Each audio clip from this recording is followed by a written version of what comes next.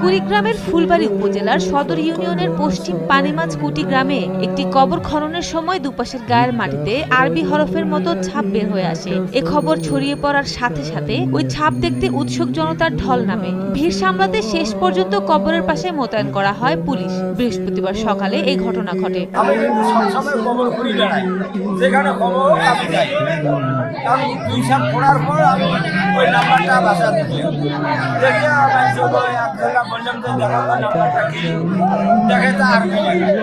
আমার তো করতে পারি না, পরে ওই তুই আবার ঘুরতেছে 2 পাখে নাম্বার আবার ভাসি ভাসি তখন যতই ঘুরি অতই নাম্বার ভাসে, যতই ঘুরি অতই নাম্বার ভাসে।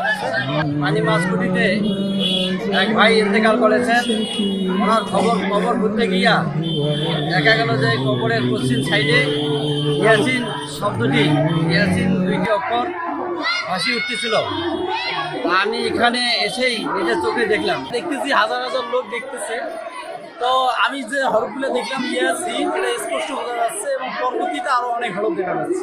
ইয়াসিন চুরিয়াটা তো আমার হাউস বাড়ি থেকে ফোন করিয়েছে, ইয়াসিন চুরিয়াটা অপরাধ ফাঁসিছে, আমি শুনিয়ে অটো ভাড়া করে আসি।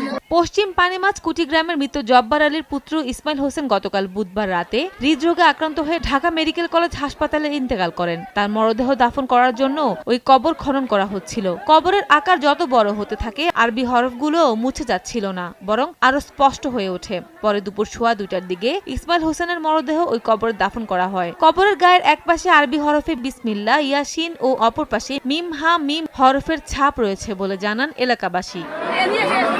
সময় সংবাদ, কুড়িগ্রাম।